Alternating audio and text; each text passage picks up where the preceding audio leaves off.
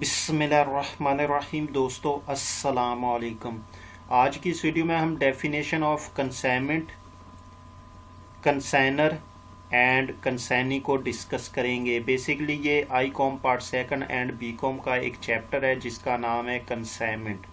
Exam में इस chapter में से एक सवाल ज़रूर आता है, तो हम इस चैप्टर को एग्ज़ाम के पॉइंट ऑफ व्यू से डीपली डिस्कस करेंगे। इसके हम क्वेश्चन भी सॉल्व करेंगे ताकि एग्ज़ाम में अगर आपको कोई भी क्वेश्चन आ जाए तो आप इजीली सॉल्व कर सकें।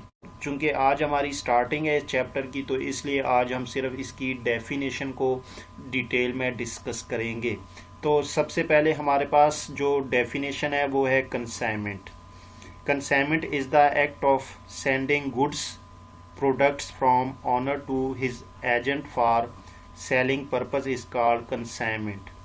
जब ऑनर अपनी गुड्स अपने एजेंट को सेल करने के पर्पस के लिए सेंड करता है तो उस एक्ट को हम कंसाइनमेंट कहते हैं। अब यहाँ पे क्वेश्चन बनता है कि कंसाइनमेंट का पर्पस क्या है, क्यों ऑनर अपने गुड्स अपने एजेंट को सेंड करता है।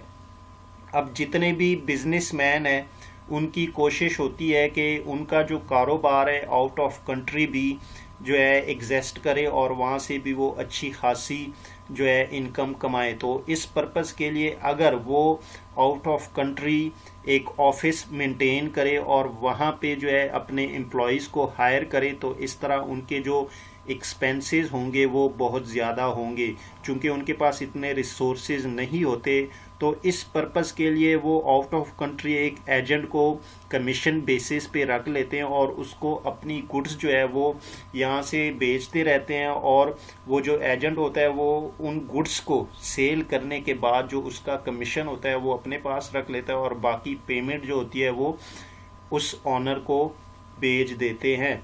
अब हमारे पास इसमें जो पार्टीज़ है दो है, एक कंसाइनर है और दूसरा हमारे पास कंसाइनी है।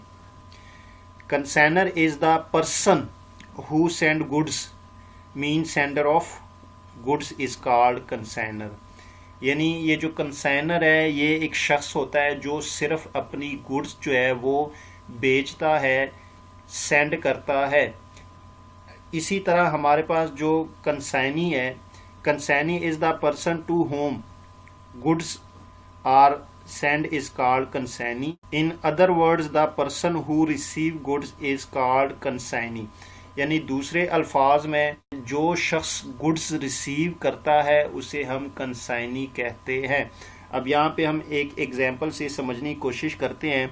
हमारे पास यहाँ पे दो पर्सन है, एक हमारे पास ए और दूसरा हमारे पास बी। अब ए जो है वो ऑनर है गुड्स का या मैन्युफैक्चर आप उसको कह दें, और बी जो है ये इस ए का एजेंट है। ए क्या करता है, ये गुड्स जो है सेंड करता है बी को। अब ए जो है ये क्या है, ये बेसिकली जो है यहाँ पे कंसाइनर है और जो बी है ये यहाँ पे कंसाइनी है।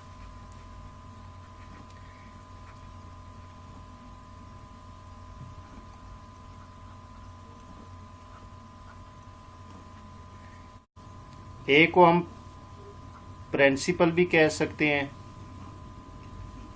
और बी जो है ये यहाँ पे एजेंट है।